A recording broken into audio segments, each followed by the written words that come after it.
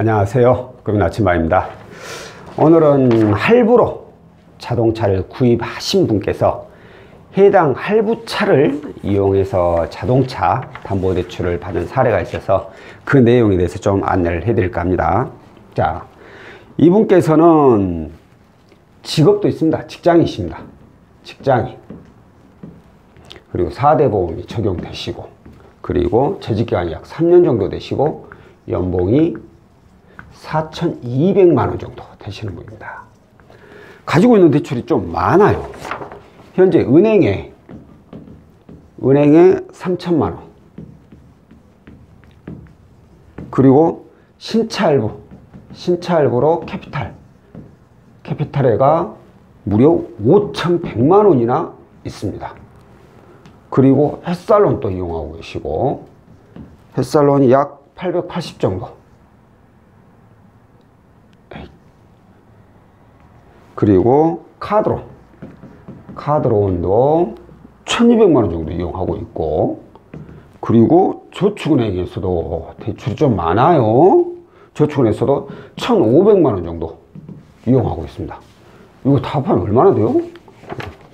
8천, 9천, 1억 천, 대략 1억 2천만 원 정도나 되는 채무를 가지고 있어요. 연봉이 4,200인데 가지고 있는 돈이 대출이 1억 2천. 연봉 대비 부채비율이 약 300%가 다 돼요. 자, 이분께서 문의를 주신 내용이 뭐냐면, 처음부터 할부차를 가지고 문의를 주신 게 아니에요. 대출이 이렇게 많다 보니까 이 월급으로는 이걸 갚아 나가기가 쉽지가 않죠. 그런데 다행히 은행, 신차 할부, 그리고 햇살론까지는 금리가 낮아. 납입금액도 좀 적고, 아, 이건 납입금액 많겠구나. 그런데 문제가 카드론하고 저축은행이라는 거죠. 솔직히 이것도 문제예요. 제가 봤을 때는 이거 어마어마할걸요. 납입금액 이렇게 금액이 많은데. 자, 어찌됐든 얘네들을 좀 하나로 묶어버리고 싶다. 그래서 월 납입금액을 줄일 수 있는 방법이 없겠느냐, 이걸로 문의를 주신 거예요. 한마디로 채무통합으로 문의를 주셨어요. 채무통합. 근데 제가 아까 그랬죠. 부채가 1억 2천, 연봉이 4천, 연봉 대비 부채비율이 300% 정도. 너무 많아요. 이건 채무통합을 할 수가 없어요. 특히나 또 은행은 다행히 1금융권이에요. 여기는 1금융권. 근데 나머지 캐피탈, 햇살론, 카드론, 저축 다 2금융권이요. 나올 수가 없죠. 통합이 될 수가 없죠. 그래서 제가 여기 이 부채 비율로는 부채 비율이 너무 높아서 통합할 수가 없고, 혹시 모르니까 이 차로 한번 가능 여부, 할부차로 담보대출이 가능한지, 할부차 담보대출이 되는지를 한번 보자고 했어요. 자, 그러면 할부차 담보대출이 가능한지를 보려면 가장 먼저 뭘 봐야 되죠?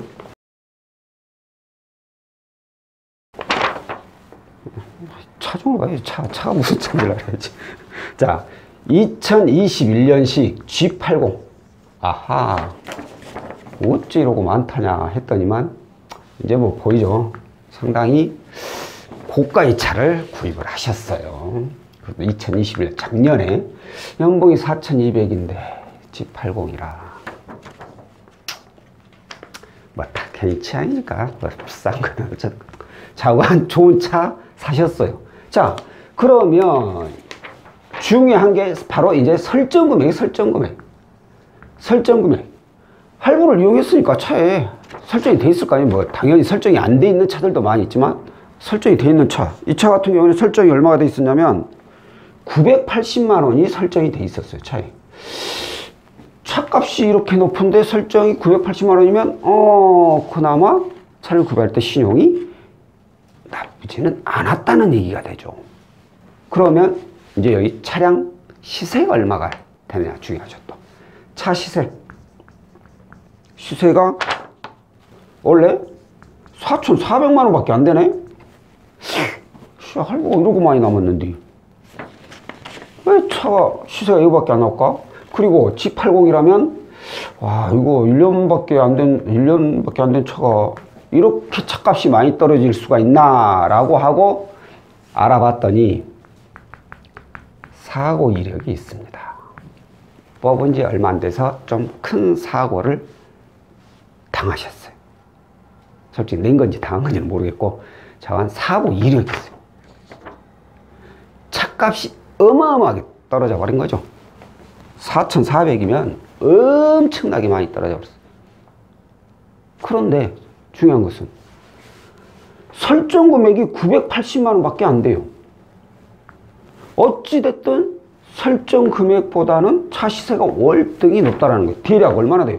1,000만 원 줬고 약 한 3,400만 원 정도 갭 차이가 나잖아요. 채무자분께서는 아니 할부가 이렇게 시세보다 더 높은데 차가 4,400이고 할부가 5,100이나 남았는데 이게 나와요? 될 수 있어요? 일단은 일단은 설정 금액보다는 시세가 높으니까 이 할부차 담보대출은 차량 할부 잔액이 남아있는 게 중요한 게 아닙니다. 중요한 것은 시세 대비 설정 금액이 얼마나 되어 있느냐, 한마디로 이 차의 채권가액이 얼마나 되어 있느냐, 이게 중요한 거라고. 보통적으로 고임 크게 신용에 문제 없으면 설정 금액에서 차 시세를 뺀 나머지 금액 3,400이 가능하실 수가 있으니 이건 가조회를 통해서 한번 가능 여부를 정확히 파악을 해보자고 말씀드리고 가조를 했어요. 그랬더니만 가조의 결과 3,400만 원 그대로 나왔고 금리가 14.6%. 차 담보대출인데 14.6%? 아, 높네? 라고 생각하실 수 있는 분들이 많이 계십니다. 근데 자, 이 차는 현재 캐피탈에서 신차로 이미 선순위로 설정이 돼 있어요. 그럼 이건 후순위잖아요. 후순위. 2차 뒤로 또 붙어요. 그것도 이금융권에서. 이자가 높을 수밖에 없죠. 신차할부에 대한 이자 생각하고 차량 담보대출을 생각을 했다. 그러면 차라리 그건 대출을 받지. 신청조차를 하지 마세요. 저희조차도 하지 마세요. 괜히 신용에 이제 악영향만 미치니까. 왜? 절대 할부 금리만큼 이 차담보는 나올 수가 없어요. 그거 꼭 참고하세요. 그거 전혀 모르고 그냥 무턱대고 상담하고 조였다가 뭔 놈의 금리가 그러고 높아요? 하고 연락을 끊으신 분들이 종종 계십니다. 근데 그분도 손해, 우리도 손해예요. 그분들은 개인이 신용 조회해가지고 뭐 신용이 하락한 건 아니지만 신용 올라가는데 또 방해 역할을 해요. 가조를 많이 하면. 그러니까 신용에 악영향을 미친 거고 저희 역시 쓸데없는 시간 낭비한 거고. 그러니까 금리는 일반적으로 차량담보대출은 10%대 그렇게 나온다고 생각을 하셔요. 자, 어찌됐든 14%가 나왔어. 그러면 이제 중요한 게 3,400. 원래 애들이 합하면 3,700이긴 하지만 뭐 한 300 정도 부족하긴 하지만 어찌저찌 뭐 붙여놓고 나면 선보여건 고객님께서 최대한 빨리 갚아버린다니까 얘네들을 갚는데 중요한 게 자 이제 얘네들 금리죠. 이 금리가 뭐 낮은 금리는 아니니까 중요한 게 그럼 카드론이 카드론 금리가 이게 11% 그리고 저축은행 금리가 이게 약 14% 정도. 헐, 저축은행 금리는 비슷한데 뭐야 2,700이니까 이걸로 충분하구나. 나 뭔 소리야. 3,400이 가능한 2,700이면 충분히 다 이제 엎을 수 있죠. 자, 그런데 문제는 이제 이거죠. 이건 나는 이건 14.6%야. 차 담보는 차 담보는 14.6%예요. 근데 카드론이 11%. 저축은행이 같은 14%대니까 뭐 이렇게 얘는 대안하면 된다지만 얘를 대안하기에는 좀 손해네. 약 3% 정도 손해를 봐요. 자, 이제 이때부터 고민을 잘해야 돼요. 왜 어떻게 고민을 해야 되느냐? 이분의 경우, 자, 이분이 제가 아까 처음에 뭐라고 문의를 주셨다 했죠? 바로 채무통화정, 월 납입 금액을 좀 낮추려고 주셨다 했죠. 전화를 주셨다고 했죠. 부채가 워낙 많으니까 어찌됐든 납입 금액을 좀 줄여야 되니까 채무통합으로 문의를 주신 거예요. 그러면 이분은 월 납입 금액을 줄이려면 어떻게 해야 돼요? 금리가 카드론이 좀 더 낮고 이 차 담보가 금리가 좀 더 높긴 하더라도 어찌됐든 얘네들을 하나로 묶어버리면 월 납입 금액은 많이 줄어듭니다. 특히나 카드론의 경우는 상환 기간이 아무리 길어봐야 3년이에요. 3년. 근데 얘는 6년짜리예요. 상환 기간이. 6년짜리면 이걸 2배로 늘려버린 거죠. 그럼 월 납입 금액이 어마어마하게 줄어들죠. 그러니까 내가 이자는 좀 손해를 봐요. 왜? 평균 이자가, 얘들 평균 내보면 몇 프로나 되겠습니까? 12, 13, 뭐 12%대? 아니면 13%? 그렇게 볼 수 있잖아요. 근데 얘는 14%니까. 평균 이자를 내보면 얘가 한 1, 2% 정도 더 높게 나오죠. 평균 이자, 얘 둘이 합하면. 평균 1, 2% 정도 더 높게 나와. 그럼 여기서 고민을 해야죠. 내가 1, 2% 이자를 더 지출하면서 월 납입 금액을 줄이는 게 맞는 건지, 아니면 아씨 뭔 소리요. 그래도 이자 지출은 어찌됐든 줄이는 게 좋다고 했으니까 얘는 빼야지. 이렇게 생각하실 수도 있죠. 자, 그럼 여기서 아까 말씀드린 대로 여기서 고민을 잘해야 돼. 얘를 빼버리고 얘는 월 납입 금액이 많지만 그대로 끌고 갈 수 있는 여건이 되는지, 아니면 얘 빼버리면 어차피 뭐 이거 하나 뭐 대안 하나 많아져. 야, 뭐 비슷하겠지. 상환기간이야. 그럼 이건 통합할 이유가 없네. 그죠? 이자 줄이는 것이 목적이면 통합을 할 필요가 없죠. 근데 이분은 아까 말씀드린 대로 채무 통합, 즉 월 납입 금액을 줄이고자 문의를 주신 분이에요. 비록 이자를 뭐 한 2, 3%? 2, 3% 아니 1, 2% 정도 손해 보더라도 솔직히 1, 2%면 그게 의미 없어요. 얘가 3천이라고 쳐요. 3천에 1%면 1년 이자가 얼마예요? 30만 원. 한 달에 그러면은 한 달에 그 이자만 납입금이 뭐 2만 몇천 원 되겠죠. 그것 좀 더 내는 거야. 솔직히 상환 기간이 길어져서 총 기간 동안에 총 지출되는 이자 따지면 훨씬 더 많지만 월 납입하는 이자만 따지면은 월로만 따지면 크게 차이가 없다는 거예요. 근데 이걸로 상환해 버리면 총 월 납입 금액 아니 이 납입 금액은 훨씬 더 많이 줄어들게 되죠. 3년짜리를 6년으로 늘려버리니까.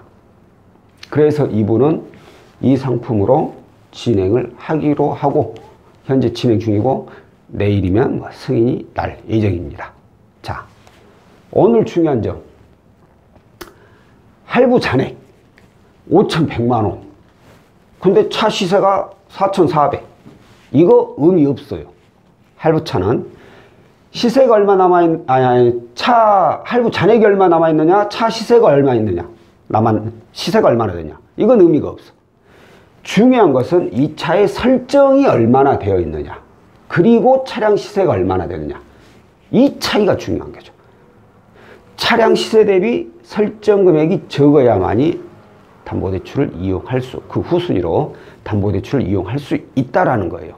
그리고 또 하나는 뭐 이분처럼 채무 통합을 원했을 경우에 내가 만약에 대출받은 금리가 좀 더 높고 내가 현재 이용 중인 금리가 좀 더 낮더라도 월 납입 금액을 줄이는 게 목적인 건지 아니면 이자 지출을 줄이는 게 목적인 건지 이걸 본인이 잘 생각을 해서 판단을 해야 돼요.